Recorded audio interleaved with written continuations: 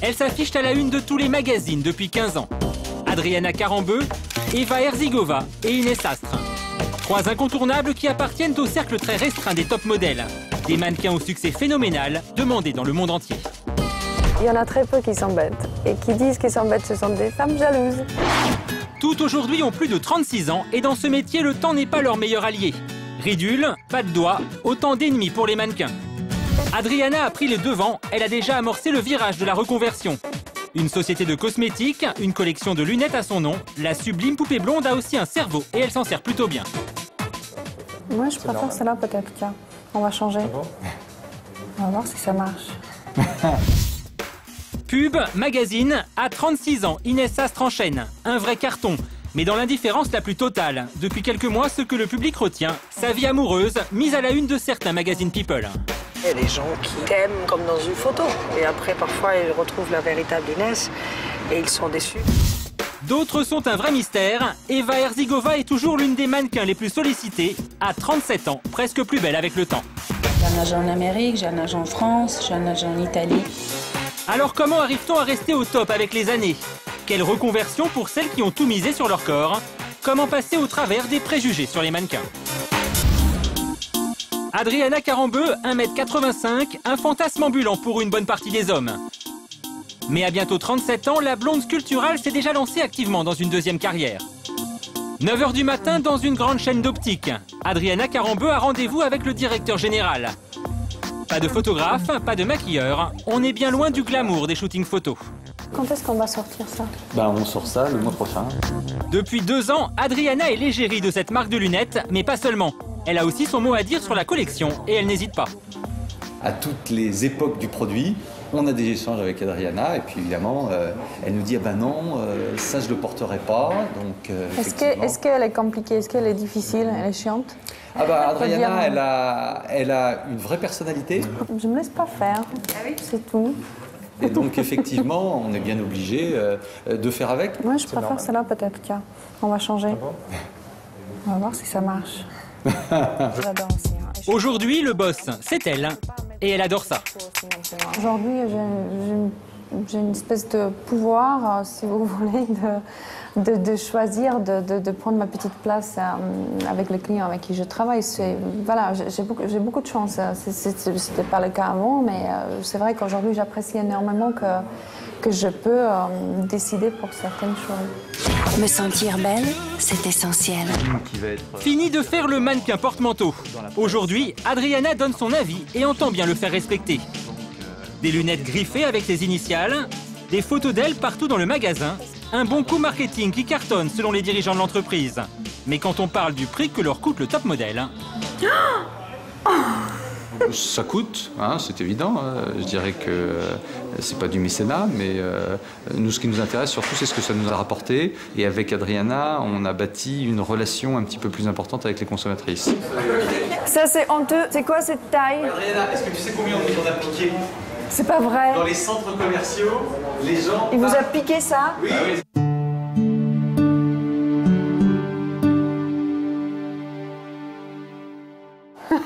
Ouais, mais vraiment, la taille. Tu poses avec? C'est un problème de transporteur. C'est-à-dire qu'au-delà de cette taille-là, les transporteurs ne sont pas capables de livrer. Bonjour. Bonjour. Elle est où, Catherine? Et les lunettes ne sont pas son seul succès. Adriana a monté une société de cosmétiques il y a 5 ans. Des crèmes, du maquillage et des instituts de beauté, un rayon qu'elle connaît bien.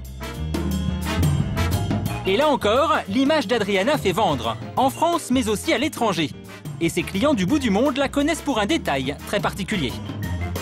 Ils ont apprécié énormément la petite curiosité que j'étais dans la Guinness Book de records. Ça marche à tous les coups en Asie. Ça marche à tous les coups, ça. Ça, c'est dingue. Ça, Guinness Book, c'est international. Ouais, ça parle. Son record, ses jambes d'1,26 m. Mais plus qu'une paire de gambettes, Adriana a aussi une tête bien faite. Elle est en 3e année de médecine quand un agent la repère. Aujourd'hui, la top modèle se reconvertit en businesswoman, une façon de montrer qu'elle n'est pas qu'une jolie poupée. J'ai rien à prouver à qui que ce soit. C'est très marrant parce qu'on pense toujours que des femmes jolies, magnifiques, blondes et tout ce que vous voulez sont bêtes. Je peux vous dire que Il y en a très peu qui s'embêtent. Et qui disent qu'ils s'embêtent, ce sont des femmes jalouses. Voilà. Jalouse, il y a presque de quoi, car Adriana tout lui réussit. Depuis 12 ans, elle est mariée avec Christian Carambeu, un ancien joueur de l'équipe de France de foot. Un couple très glamour qui dure, alors pour elle, aucune angoisse du temps qui passe. J'ai un mari, il vieillit avec moi. C'est pareil. Je commence de voir ces petits rides aussi, qui sont tout mignons. La seule question qui est liée à l'âge, c'est quand est-ce que je vais faire un enfant ou pas, parce que ça commence de...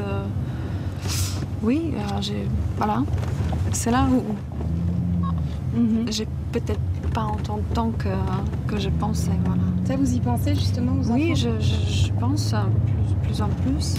Une Barbie avec un cerveau, l'alchimie parfaite.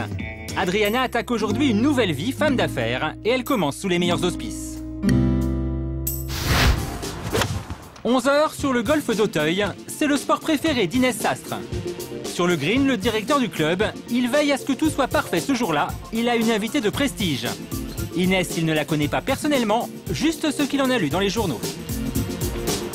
Je suis tombé par hasard sur un journal il y a peu de temps où j'ai vu quelques photos avec Monsieur Delarue, pour tout vous dire. Une histoire sur leur liaison, je crois, sur leur histoire à eux. Car aujourd'hui, le public connaît surtout Inès pour ça. Ses histoires d'amour placardées à la une des journaux People. Des magazines que Jérôme, son agent, se garde bien de nous montrer ce jour-là. Comment vous avez vécu cette surmédiatisation de votre vie privée? On ne parle pas trop de la vie privée. On essaye de l'éviter. Non, voilà. Il y a d'autres choses à raconter. Il y a d'autres choses, oui. Toujours très pro, Inès garde le sourire, mais notre question l'agace. Son histoire terminée, aujourd'hui elle ne veut plus en parler. Non, pas de commentaires, non. Non. Qu'est-ce que tu penses de ça? Car depuis des années, il y a embargo sur sa vie privée. Sa hantise, devenir un people et faire la une de toute la presse à scandale. Un choix de vie, mais surtout une stratégie de carrière. Le fait de ne pas être partout, que les gens soient contents de te voir dans une photo ou dans un film, etc., et ils soient contents au lieu de se dire encore Inès. C'est-à-dire c'est une bonne chose aussi pour qu'une carrière puisse durer. Une image gérée de main de maître et ça marche. Égérie Lancôme depuis 14 ans, des dizaines de couvertures de magazines. À 36 ans, elle est toujours au top. Mais Inès avait-elle conscience que les photos de sa vie intime prendraient le pas sur tout ça? Non, voilà, c'est fini. Une page est tournée. Une page est tournée. On n'en parle plus. Nous n'en tirons rien de plus.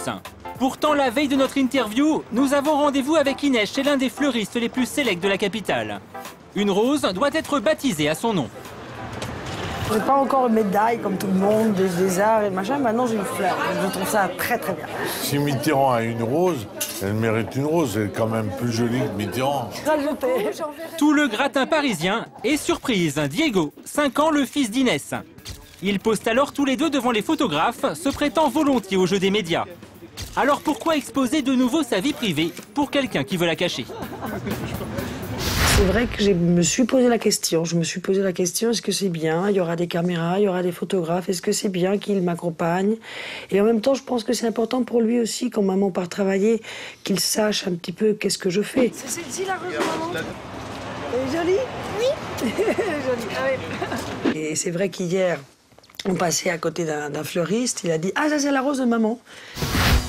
Inès tient à garder le contrôle et surtout à ne parler que lorsqu'elle le désire. Non, elle sait le dire, mais toujours en souriant, comme une pro qu'elle est depuis 20 ans. C'est certainement l'une des carrières les plus prestigieuses. Eva Herzigova célèbre dans le monde entier la chouchoute des photographes. Toujours aussi demandée à 37 ans. Pub, magazine, son nouveau challenge, une marque de vêtements grand public qui sort une collection à son nom. Aujourd'hui, elle vient donner son accord pour le choix des modèles. Et pas de chance, la première robe qu'on lui propose n'est pas vraiment à son goût. Si elle n'est pas magnifique, la dentelle, si elle n'est pas recherchée, ça fait tout de suite cheap. Mais moi, je veux la dentelle blanche. Si, elle est là, mais... La dentelle blanche coûte beaucoup trop cher. Mais Eva revient à la charge. Elle est têtue et toute l'équipe le sait. C'était ça l'idée. Quand on est dans la création, il faut être têtu. De toute façon, c'est obligatoire. C'est obligatoire. Il faut savoir ce qu'on veut. Et elle sait ce qu'elle veut. Les boutons, les coutures, Eva passe chaque détail à la loupe. Un œil déjà expert pour un métier qu'elle a appris sur le tas pendant ses années de mannequinat. L'expérience que j'ai appris, je l'applique maintenant. C'était une sorte de... l'école, maintenant, il faut se mettre au travail. Ah oui. Ouais. Un top modèle, ça se paye, mais encore une fois, nous ne saurons rien du prix à débourser pour avoir Eva. Non, vous savez très bien qu'on ne communique pas sur ce chiffre. Une coquette somme, même si personne ne veut nous le dire. Eva fait encore partie des mannequins les plus courtisés. Alors pour elle, aucune urgence de changer de métier. Malgré ses 37 ans, les contrats pleuvent toujours. Dimanche dernier, en plein festival de Cannes, nous retrouvons Eva dans le hall d'un palace réputé. Depuis 2006, elle est l'égérie d'une prestigieuse marque de joaillerie. Des parures inestimables, et c'est Eva qu'ils ont choisi pour les représenter. La beauté. Il est beau, hein? Un contrat prestigieux pour Eva, mais ce n'est pas le seul. Elle est une des mannequins les plus sollicitées dans le monde. Alors quel est le secret pour traverser les années comme elle le fait, et pour ne pas se faire voler la vedette par les petites jeunes de 20 ans?